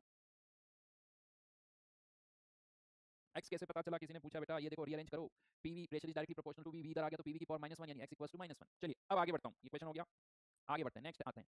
फाइनली इस तरह की साइक्लिक यानी मल्टी स्टेप प्रोसेस करते हुए आप वापस अगर ओरिजिनल स्टेट पर आ रहे हो तो ऐसे प्रोसेस को बोला जाता है साइक्लिक प्रोसेस। तो अब हम हेडिंग डाल दीजिए साइक्लिक प्रोसेस, एक साइक्लिक प्रोसेस हम कर रहे हैं, ए से बी, बी से सी, सी से डी और डी से ए, वापस आ रहे हैं, पी वर्सेस वी का कर्व दे रखा है। यहाँ पर भी क्वेश्चन ये आएगा कि बताओ टोटल वर्क डन कितना होगा, टोटल वर्क डन क्यू कितना होगा, डेल्टा यू कितना होगा, डेल्टा एच कितना होगा, इस तरह के क्वेश्चन आएंगे। इंडिविजुअल स्टेप के लिए भी पूछ सकते हैं, टोटल भी पूछ सकते हैं, बट ज्यादातर टोटल पे ही पूछा जाए, क्योंकि आंसर तो एक या दो ही निकालने होते हैं। तो यहाँ पर सबसे पहले तो मैं आपको बता दूं, अगर total delta U delta H पूछा जाए तो देखो delta U delta H total तो जीरो होगा, क्यों, क्योंकि घूम फिर कर वापस ओरिजिनल स्टेट पर आ गया, तो इंटरनल एनर्जी में कोई चेंज नहीं होगा, एंथैल्पी में कोई चेंज नहीं होगा, हाँ या ना, यस, क्योंकि internal energy enthalpy state function है, घूम फिर कर मैं वापस कोट आ जाऊं तो लेटीट्यूड में कोई चेंज नहीं होगा, घूम फिर के वापस ना तो लॉन्गिट्यूड में चेंज होगा ना लेटीट्यूड में चेंज होगा, तो डेल्टा यू डेल्टा एच तो होगा जीरो। लेकिन क्या वर्क डन जीरो होगा, क्या क्यू जीरो होगा, नहीं, क्यू और डब्ल्यू जीरो नहीं होंगे। तो फर्स्ट लॉ ऑफ थर्मोडायनामिक्स लगाएं तो डेल्टा यू जीरो है तो Q total equals to minus W total, Q total work done जो होगा वो क्यू टोटल की माइनस होगा, ये आप यहाँ पर कह सकते हो। समझ में आ गई मेरी बात। अब क्वेश्चन यहाँ आता है कि वर्क डन टोटल कितना होगा। अब टोटल वर्क डन निकालना है तो वही बात आती है, ए से बी का वर्क डन निकालें, बी से सी का निकालें, सी से डी का निकालें और डी से ए का निकालें, हर एक का इंडिविजुअल वर्क डन निकालें तो टोटल वर्क डन आ जाएगा, कोई प्रॉब्लम नहीं है। एक मल्टी स्टेप प्रोसेस की तरह सॉल्व कर सकते हो यहाँ पर भी, उसी तरह से क्यू भी आप निकाल सकते हो हर एक स्टेप का अलग। लेकिन यहाँ पर मैं आपको बता दूं जरूरी नहीं हर एक स्टेप के लिए आप अलग से वर्क डन निकालो, क्यों, अगर टोटल वर्क डन पूछा है तो उसका एक तरीका हो रहा है पी वर्सेस वी डायग्राम है, और आपको पता है प्रेशर वर्सेस वॉल्यूम डायग्राम में जो एरिया अंडर द कर्व होता है वो वर्क डन के बराबर होता है। तो यहाँ पर अगर मैं आपसे कहूँ ए से बी का वर्क डन है तो ए से बी का वर्क डन किसके बराबर होगा, इस पूरा एरिया के बराबर ही होगा, ये ए से बी का वर्क डन आ जाएगा, हाँ या ना।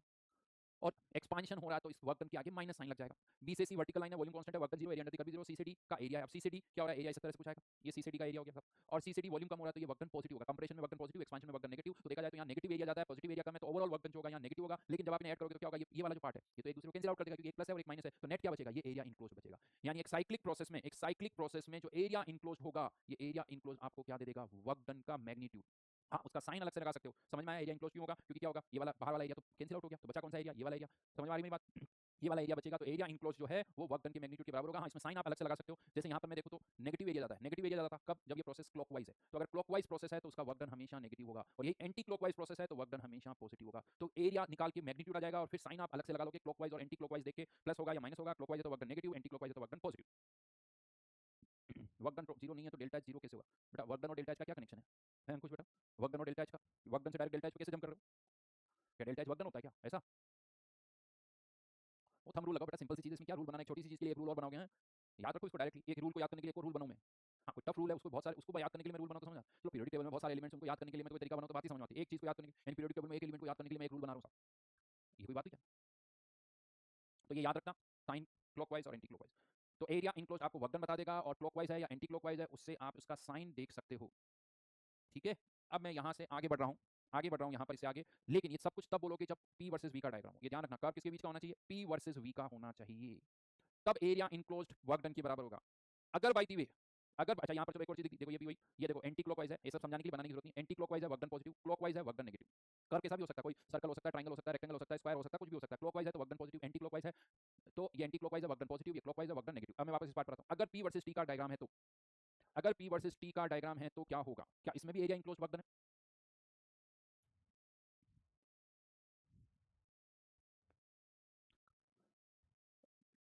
देखो बेटा, मैंने बहुत बार बीच में बोला कि जब मैं पढ़ा रहा होता ना तो फालतू इधर उधर की कोई भी क्वेश्चन ना पूछा करें, है ना मौर्य जी? बात समझ में आई? इससे क्या होता है, तुम्हारा फोकस पता चलता है कि तुम्हें फालतू बातों में कितना ज़्यादा इंटरेस्ट है और तुम्हारे लिए राइट नाउ इससे ज़्यादा इंपॉर्टेंट कुछ नहीं है जो मैं बता रहा हूँ, तो केवल इसी पर फोकस करा करो जो मैं पढ़ा रहा हूँ। समझ में आई? अगर जेई करना चाहते हो तो मेरी बातों को अच्छी तरह से 100% फॉलो करो, आपके जेई में सेलेक्ट होने के चांसेस बढ़ेंगे, और अगर आप फॉलो नहीं करोगे तो उसमें जेई में सेलेक्ट होने के चांसेस कम होते जाएंगे। अब आपको डिसाइड करना है। हाँ, तो अब इसका एरिया इनक्लोज तो वर्क डन नहीं है, तो अब क्या करें भाई? अगर मुझे वर्क डन निकालना है तो क्या करूँ? अब इसका अगर वर्क डन निकालना है तो क्या करेंगे बताओ? ओके, तो अमित अमन ने कहा है कि इसको पीवी पे कन्वर्ट कर लो, पीवी में कन्वर्ट कर लो। शिवम का कहना सर इसे में तो स्टेप वाइज करना पड़ेगा। तो मैं आपको बता दूं, इसको पीवी में कन्वर्ट करने का कोई फायदा नहीं है। क्यों फायदा नहीं है? क्योंकि इसमें दो प्रोसेस है आइसोथर्मल। अगर आप इसको पीवी में कन्वर्ट करते हो, ये मैंने कन्वर्ट कर दिया पीवी में, पी वर्सेस बी, ए से बी आइसोबारिक है हॉरिजॉन्टल लाइन, लेकिन बी से सी तो भाई आइसोथर्मल है, आइसोथर्मल का वैसे होता है, फिर सी से डी आइसोबारिक और फिर आइसोथर्मल। क्या आप इसका एरिया निकाल पाओगे? क्या ये एरिया निकाल पाओगे? आप नहीं निकाल पाओगे। देखो, अगर स्क्वायर है, रेक्टेंगल है, ट्राइंगल है, तो आप एरिया निकाल सकते हो, बट अगर कर्व ऐसा है तो आप एरिया नहीं निकाल सकते।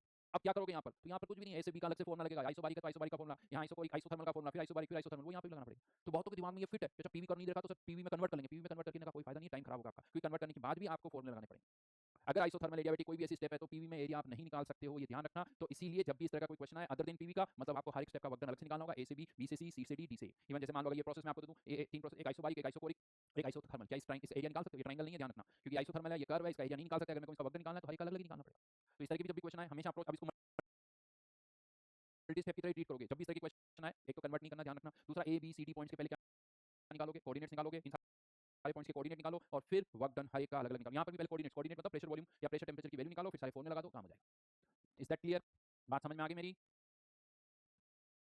हर चीज वो मैं बता रहा हूँ जो आप गलतियां कर सकते हो, गारंटी मैं ये भी कहता हूँ एग्जाम में क्वेश्चन भी वही करके आओगे जो मैंने बताया, और गलतियां भी वही करके आओगे जो मैं बता रहा हूँ, ये भी गारंटी है। ऐसा नहीं करके नहीं आओगे, आओगे गलतियां करके आओगे, बट कुछ वही गलतियां करोगे जो मैं आपको बता रहा हूँ, और जिसने वो गलतियां नहीं की सब सही होंगी, गारंटी है। कहाँ कहाँ क्या गलतियां होती है वो सब पता है, देखो मैं आपको पहले ही बता चुका हूँ। ये गलती बहुत मुझे पता है स्टूडेंट कैसे सोचते हैं, क्या गलत सोचते हैं, तो मैं ये तो बताता हूँ सोचना कैसे है, बट ये भी बताता हूँ कि क्या नहीं सोचना है, आपके दिमाग में क्या नहीं आना चाहिए, ये भी बताता हूँ। और अब मैं आपको बता दूं, केमिस्ट्री में साइक्लिक के इतने क्वेश्चन नहीं आते हैं, फिजिक्स में साइक्लिक के बहुत सारे क्वेश्चन आते हैं। फिजिक्स में लंबे लंबे क्वेश्चन आते हैं थर्मोडायनामिक्स से, तो फिजिक्स में आपकी स्पीड बहुत मैटर करती है, क्योंकि फिजिक्स में साइक्लिक से रिलेटेड बहुत सारे क्वेश्चन आते हैं। तो इनफैक्ट केमिस्ट्री में हम साइक्लिक से रिलेटेड क्वेश्चन करते हैं, लेकिन केमिस्ट्री में थर्मोडायनामिक्स को बहुत बड़ा, entropy, internal energy, enthalpy, Gibbs energy, इसलिए केमिस्ट्री में ऑप्शन बहुत सारे क्वेश्चन के। लेकिन फिजिक्स में मैं आपको यूं कह दो कि मोस्टली फिजिक्स में साइक्लिक प्रोसेस पर ही ज्यादातर क्वेश्चन आते हैं, तो साइक्लिक प्रोसेस की ज्यादा प्रैक्टिस आपको फिजिक्स से करनी है। फिजिक्स में आप कोई सा भी उठा लीजिए, कोई प्रॉब्लम नहीं, फिजिक्स में आप क्वेश्चन कर सकते हो, फिजिक्स के साइक्लिक के क्वेश्चन कर सकते हो। यस, अब यानी लगभग फिजिक्स वाला थर्मोडायनामिक्स यहाँ के लगभग खत्म हो गया। सर जब आप बता देते हो कि बेटा भूल जाते हैं ना जितेंद्र सर, जब आप बता देते हो कि गलतियां, तो हम एग्जाम में गलती क्यों करेंगे, भूल जाते हैं बेटा जल्दी। सड़क पर खड्डा होता पता होता, लेकिन फिर भी ठोकर खा जाते हैं। चलिए क्वेश्चन कर लेते हैं, एक साइकिल का क्वेश्चन यहाँ पर दे रहा हूँ, टी वर्सेस वी का कर्व है, टेम्परेचर वर्सेस वॉल्यूम, ए से बी से सी से D, calculate work done for B to C for 1 mole ideal gas if Q total is 600 calorie. बहुत छोटा सा क्वेश्चन है, ज्यादा नहीं, बट हाँ छोटी मोटी अप्रोच यूज करनी है आपको। टेम्परेचर वर्सेस वॉल्यूम का कर दे रखा है, टेम्परेचर दे रखा है यहाँ पर 200, 300, 400, A point, B point, C point, तीनों का टेम्परेचर पता है केल्विन में, और आपको डब्ल्यू फाइंड आउट करना है।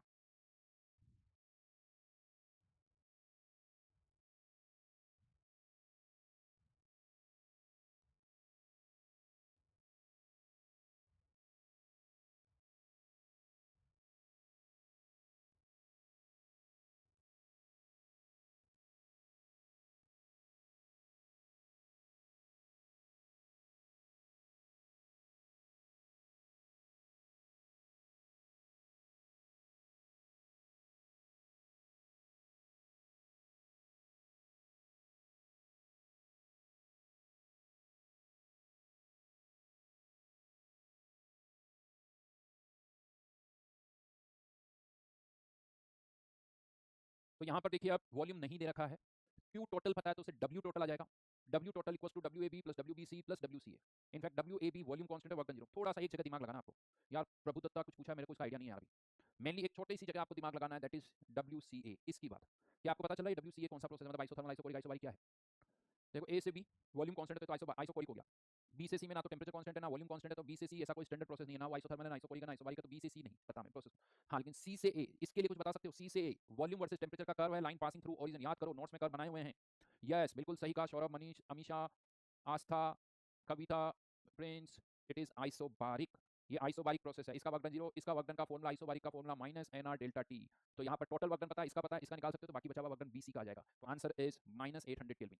क्यू टोटल दे रखा है, डेल्टा यू टोटल जीरो, तो वर्क डन टोटल कितना हो गया? Minus 600 kelvin. W A B plus W B C plus W C A equal to total work done, W A B zero, W B C निकालना है, W C A minus N R delta T, N 1 है, are की value 2 है, delta T यहाँ गड़बड़ हो सकती है, ध्यान रखना टेंपरेचर सी से ए में कम हो रहा है, माइनस 100, तो माइनस इधर आ गया, ये माइनस उधर गया तो माइनस, माइनस प्लस उधर गया तो माइनस, तो W B C is minus 800 kelvin. Yes यहाँ आके थर्मोडायनेमिक्स का एक पार्ट कंप्लीट हो जाता है। थर्मोडायनेमिक्स को मैं 2 पार्ट में डिवाइड करता हूँ, थर्मोडायनेमिक्स 1, थर्मोडायनेमिक्स 2। शीट भी मैं 2 अलग-अलग देता हूँ क्योंकि बड़ा चैप्टर है यहाँ पर, बड़ा चैप्टर है, तो हमने अच्छी तरह से थोड़ी क्लास भी मैंने एक्सटेंड की है, तो बड़ी जल्दी से हमने बहुत, आज कौन सा लेक्चर मुझे याद नहीं, शायद 7th लेक्चर होगा या 8th लेक्चर होगा, तो 7th है मेरे हिसाब से, तो हमने कंप्लीट किया है। अब थर्मोडायनेमिक्स 2 स्टार्ट होगा, मतलब second law of thermodynamics, entropy gives energy की हम बात करेंगे, राइट। तो ये आएगा नेक्स्ट पार्ट में। तो यहाँ आके फर्स्ट पार्ट कंप्लीट हो गया। यहाँ अभी कहीं एंट्रोपी की बात नहीं की है, कहीं गिव्स एनर्जी की बात नहीं की, एक भी क्वेश्चन ऐसा मैंने नहीं करवाया है जिसमें एंट्रोपी गिव्स एनर्जी आता है। अभी हम केवल एंथैल्पी, इंटरनल एनर्जी, आज 8th लेक्चर है, ओके। चलिए, तो 8 लेक्चर में हमने इसको कंप्लीट किया है। फिर भी अच्छा किया हमने, हमारी स्पीड, आई एम हैप्पी, क्योंकि मैंने सब कुछ पढ़ा है आपको। देखो सीरियसली बता रहा हूँ, जो पूरा डिटेल में पढ़ता है दुनिया में, कोई थर्मोडायनेमिक्स पढ़ रहा है, जो जेई की तैयारी कर रहा है, मैंने आपको उससे कुछ तो ज़्यादा पढ़ा है। ये मैं लिख के दे देता हूँ, लिख के दे देता हूँ। किसी के भी नोट्स उठा लेना, आपको दिखेगा कि आपके नोट्स में कुछ अलग है। हाँ, बाकी फालतूगिरी वाली चीज़ें नहीं है, ये मैं आपको बता दूँ। ढंग की बातों में बात करता हूँ, तो सब कुछ आपके नोट्स में है और सब हमने किया। 8 लेक्चर फिर भी लगे मुझे। आप सोचो, 8 लेक्चर नॉन स्टॉप, जिसमें डिस्कशन नहीं है। अगर डिस्कशन होता तो ये 8 के 12-13 लेक्चर तो नहीं हो जाते, ठीक है ना। तो अब नेक्स्ट क्लास से स्टार्ट करेंगे। होमवर्क की अगर मैं बात करूँ तो होमवर्क कहाँ तक कर लिया हमने, डीपीपी 7-8 कर ली थी क्या आज?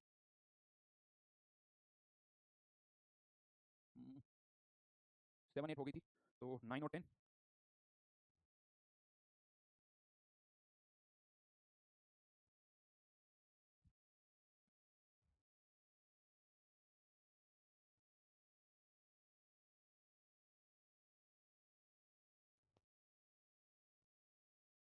9 और 10।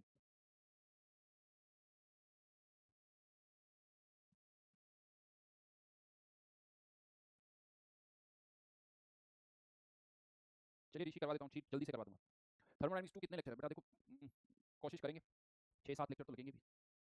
टारगेट मेरा 6 में कंप्लीट करने का है, 6 से 7 में। ठीक है जी, चलिए बाय बाय, मिलते हैं नेक्स्ट क्लास में।